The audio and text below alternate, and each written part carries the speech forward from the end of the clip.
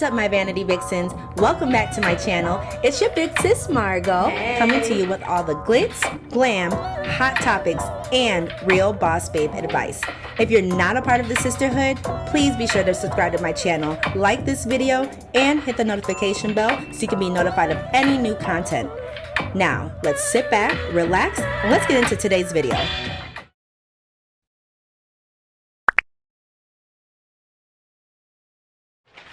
Hey everyone, welcome back to my channel. It's your big sis Margot, aka Fresh Face MC. I have a skin series, so this is one of my episodes, and I'm really excited because a lot of girls always have questions about what it's like for their waxing appointment. What should they do before? What should they do after? What is it like during the service? So, honey child, I am here to tell you all of the tea. I am an esthetician, lash technician, and a makeup artist, also doing a little bit of body paint. So if you are in the Chicagoland area, definitely hit me up. Hold on, I gotta sneeze.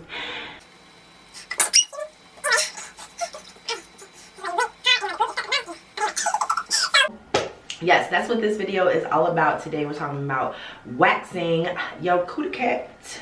So pre, post, and during. Let's talk about it.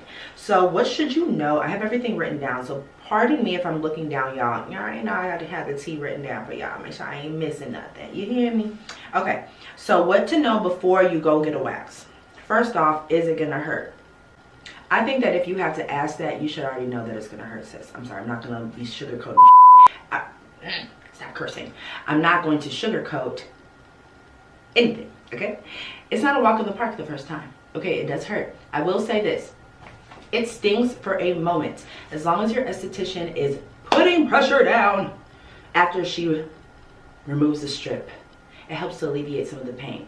Some clients don't like when you're like, they don't want you touching them. That's fine. I don't care. Shit. It's just skin to me. But some clients really like, Marge, pressure, bitch. And I'm like, And so that helps to alleviate the pain. So that's one thing. Another thing, numbing creams. I believe it is a waste of money. You can go get it if it makes you feel better, but I'll be 100% honest with you. I'm wiping whatever it is that you put on your body. So I hope that it's something that seeps into your skin over time and kind of numbs you for the time being, because if it's something that's just like a topical thing and it just numbs the surface, it's a waste.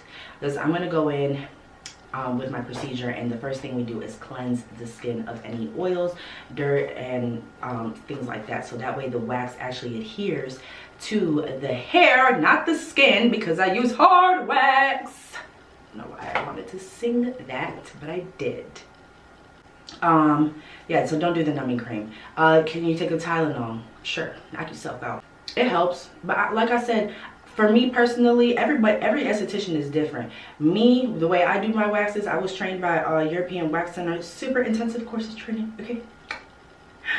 Ouch!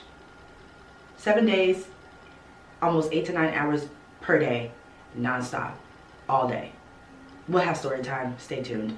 But yeah, make sure that you're asking your esthetician what kind of wax she's using. If you are going down for a Brazilian and this woman or esthetician tells you soft wax, run to your nearest esthetician that uses hard wax, please. Thank you. You just thank me later, okay, sis? Basically, what the main difference is, in which we'll have an in-depth video also, but the hard wax actually just adheres to the hair, and it doesn't really adhere to the skin, versus soft wax, it does take off that first dead layer of skin. So what is recommended pre-wax? So I recommend you exfoliate your cootie cat or any waxed area, any area that you plan on waxing. You want to exfoliate that at least 24 to 48 hours before your service. Why? Because if you think about it, you got all these, say this is the little hair, okay? This is the little hair. And you got all these dead layers of skin. Ew. We can't see it, right? Because it just looked like a flat piece, but it's dead layers. Ew. So what you're going to do is you're going to exfoliate until that little hair is able to pop up, sometimes stand up, because like your pubes, are curly and they curve. So sometimes the curly hairs are actually laying down into the skin, and what happens is they curve and curl and curl, and next thing you know, they're intertwined into your skin, and that creates an ingrown hair. So sis, yes, exfoliating is really important. Just do it. Thank me later again. Okay, 24 to 48 hours prior to your wax, make sure you're exfoliating. How long should the hair be? Your hair should, I always say, the length of a rice grain. It's the easiest thing to remember. Who's gonna remember 1/4 of an inch? Yeah, 1/4 of an inch. No, just look. If your hair look like little rice grains, it's time to wax, sis. Okay, we can get them. We can got them. I mean, I don't know what I just said there. But yeah, what should you? Sorry, I had skipped this. But what should you use to exfoliate? You can use a number of things. I will say, number one, exfoliation works best on dry skin. Thank me later. So basically, if you use an exfoliating glove, a loofah, what you want to do is on dry skin in the shower before, like this, what I think, because I mean, who wants all that dead skin all over their floor? You know what I'm saying? So hop in the shower, okay, easy to clean, and just get to scrubbing, you know, your dry skin before you turn on that water, okay? Even if you have a scrub, you can do that too. Honestly, I like kind of be forgetting sometimes, or I'm in a rush, and so I do sometimes do it wet. It's not a big deal. The exfoliation police is not gonna come get you, but I mean, you know what I'm saying, you gonna notice a difference. That's all I really have to say about that. Now, as far as like getting waxed close or during your menstrual cycle, not to say that you can't do it, because you can do it. It can be done as long as you are clean, you are wearing a tampon, it is, and you notify your esthetician, it's fine, okay? Just know this. You will experience a little bit more discomfort. One, because you're just more sensitive around that time. Your emotions are sensitive, your body is sensitive. Not to mention you're losing blood. So, you know, it can get a little bloody, but that's okay. So just like, sis, if say you're going to Puerto Rico and your flight leaves on Friday and you're like, my period's here on a Wednesday, but I gotta get it waxed because I'm going to Puerto Rico, like, yeah, come get that wax, because I don't need you shaving. I don't need you shaving. Just right before you come, the day before, make sure you exfoliate. The day of, make sure you are clean arriving to your appointment, and have that tampon in, and we're good. I just swing it around, swing the string around, we're good. I know, you're like, ew, Margie, but I mean, it's real. I mean, what you want me to tell you? It's fake, it's not fake. We be bleeding, and y'all need your kids waxed. Anyway, let's see. Moving on to the pain portion, also, definitely take a Tylenol if you are on your cycle, and you need to get a wax. Pop that little mug like 20 minutes before, and you should be fine during your procedure. Now, as far as, we already talked about the pain levels. It literally stings for a second, and as long as you have a trained esthetician that can actually do this in a timely fashion, you probably won't experience any pain. Me personally, being trained, and I know any estheticians out there trained by the European Wax Center, you know, we are speed waxers. Speed waxers, it's cool and all, you know what I'm saying, but you want to make sure you're getting all that hair.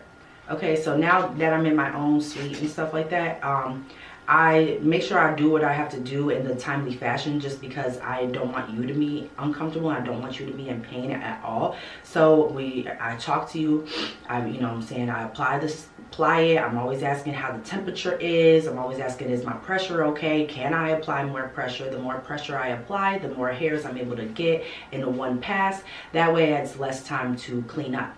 So these are things that we go through while I'm waxing, and mind you, this is a 15-20 minute service, okay? I'm gonna have your legs up in all kinds of positions, because I know why you're here, okay? It's for you. Sometimes it's for somebody else, but hold on, it's for you. So we gotta make sure everything is clean. Every crevice is clean and hairless. Okay, it's super important. And yes, I do tweeze at the end because look, sweetheart, I'm not gonna keep passing with the wax. If the hair not popping up, I gotta go back and tweeze at the end. I'm not gonna do that to your skin, and your esthetician shouldn't do that either. So watch out.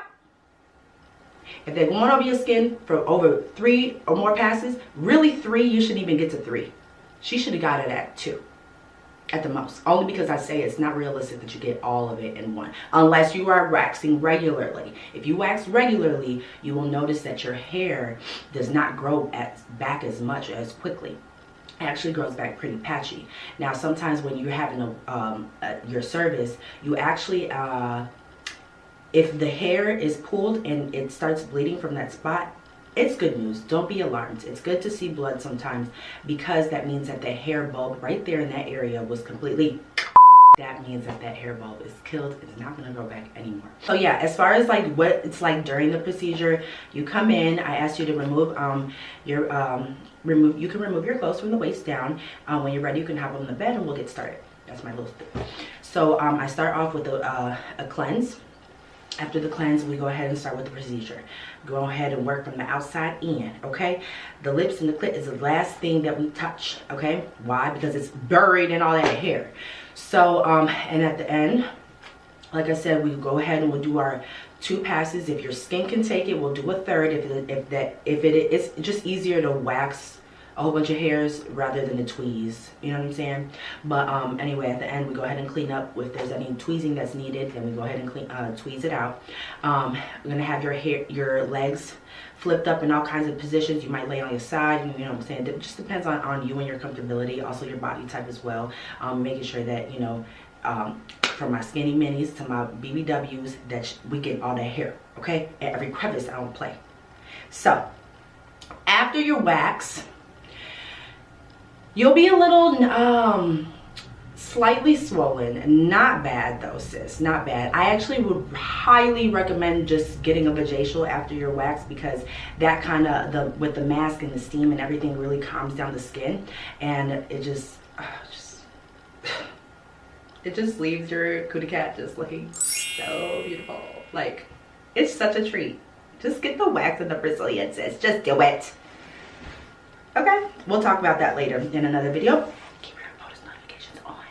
And so anyway, after that, yes, you can have sex. If you want to have sex that night, that's fine. Go ahead, go crazy, sis. Lace panties period. I say, sis, if you're getting the wax, and as long as you're taking your probiotics, you drinking your water, girl, go ahead and be commando free. You hear me? Just let it breathe.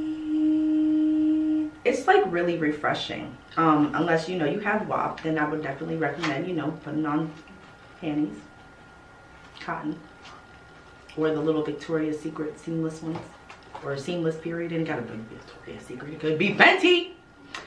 But yeah, just keep watching that lace. Oh, Fenty, they got crotchless panties. Yeah, that's what I will wear. Just let it breathe, sis. Like, dead ass, because you're gonna be like, okay, if you put on lace, you're gonna be like, oh my god, it's so itchy.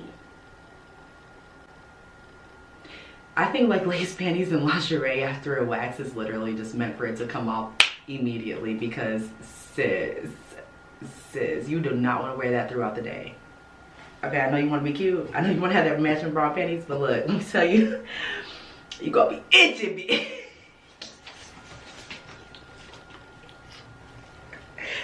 Just spare yourself. Don't even do it.